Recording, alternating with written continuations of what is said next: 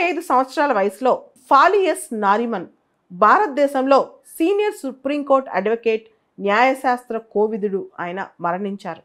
ఆయన మరణంతో న్యాయశాస్త్ర కోవిదుల్లో ఒక తరంలో ఆయన రూల్ చేశారనమాట. ఆ ఎర ముగిసిందని చెప్పొచ్చు.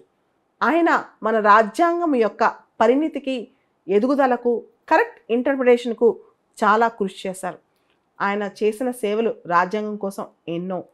అన్నీ పక్కన పెడితే శాంతి భూషణ్, రామ్ జెఠ్మలాని, సోలీ సొరాబ్జీ, కేకే వేణుగోపాల్, ఫాలి నారిమన్ వీళ్ళందరూ ఒక ఎరా అని చెప్పుకోవచ్చు. అంటే మన రాజ్యాంగం వచ్చినప్పటి నుంచి ఇప్పటి వరకు వాళ్ళు ఆ రాజ్యాంగాన్ని అన్వయించడానికి, ఆ రాజ్యాంగాన్ని ముందు తీసుకెళ్ళటానికి వాళ్ళు చేస్తున్న కృషి గణనీయం అన్నమాట. అటువంటి నారిమన్ పార్సీ కమ్యూనిటీ ఆయన బాంబేలో తన ప్రాక్టీస్ స్టార్ట్ చేశారు. అంచెలంచెలుగా ఎదిగారు. పద్మభూషణ్ ఇలా చాలా అవార్డ్స్ ఆయనకు వచ్చాయి. ఆయన మనకి ఇక లేరనమాట. 3 రోజుల క్రితం ఆయన మరణించారు. ఆయన వాదించిన గొప్ప గొప్ప కేసులు ఉన్నాయి. ఒకసారి అవేంటో చూద్దాం. హ్యూమన్ రైట్స్ కోసం, సివిల్ లిబర్టీస్ కోసం ఆయన ఎప్పుడు ముందుండేవాళ్ళు. ఇందిరాగాంధీ గారు 1975లో ఎమర్జెన్సీ విధించినప్పుడు ఆయన additional solicitor general of India అనమాట. ఇమీడియట్గా ఆ పోస్ట్కి ఆయన రిజైన్ చేశారు. మనకి జడ్జెస్ అపాయింట్మెంట్ సంబంధించి కొలీజియం సిస్టమ్ ఎవల్యూషన్లో కీలకమైన కేసులు వాదించింది ఈయనే. 2014లో 99వ రాజ్యాంగ సవరణ నేషనల్ జ్యుడిషియల్ అపాయింట్మెంట్స్ కమిషన్ని దుయ్యబట్టారు ఈయన. ఇది ఇండిపెండెన్స్ ఆఫ్ జ్యుడిషియరీ తీసేస్తుందని కూడా ఆయన చెప్పారు. గత సంవత్సరం సుప్రీంకోర్టు ఆర్టికల్ 370 అబ్రోగేషన్ని సపోర్ట్ చేసినప్పుడు, మీకు తెలుసు 2019లో ఆర్టికల్ 370ని రిపీల్ చేస్తారు కదా, దాన్ని గత సంవత్సరం సుప్రీంకోర్టు సపోర్ట్ చేసింది. అప్పుడు ఫాలి నారిమన్ ఏమన్నారు తెలుసా? ఈ జడ్జిమెంటు పొలిటికల్లీ యాక్సెప్టబుల్ కానీ కాన్స్టిట్యూషనల్లీ ఇన్కరెక్ట్ అని. అంటే రాజకీయ పరంగా ఈ జడ్జిమెంట్ కరెక్టే, రాజ్యాంగబద్ధంగా మాత్రం ఆర్టికల్ 370 అబ్రోగేషన్ తప్పు అని చెప్పి డైరెక్ట్గా చెప్పారు ఫాలియస్ నారిమన్. 1967 గోలక్నాథ్ కేసు సంబంధించి కూడా ఈయన లాయర్.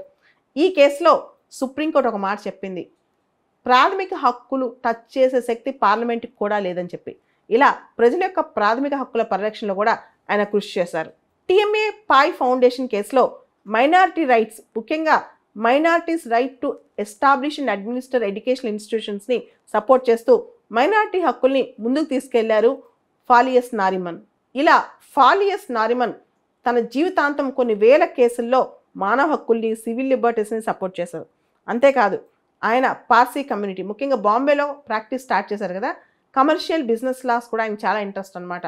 బిజినెస్ టైకూన్కి సంబంధించిన కేసులు కూడా ఆయన చాలా టేకప్ చేసేవాళ్ళు. అయితే ఆయన జీవితకాలంలో రిపెంట్ అయిన కేసు ఒకే ఒక కేసు అంటే అది తీసుకోకుండా ఉంటే బాగుండేది అని ఫీల్ అయిన కేసు మాత్రం ఒకటి ఉంది. అది గొప్పగా వాదించి ఆయన చేసినా సరే ఆయన మనసులో మాత్రం ఆ బాధ మిగిలిపోయింది అంటారు చాలామంది.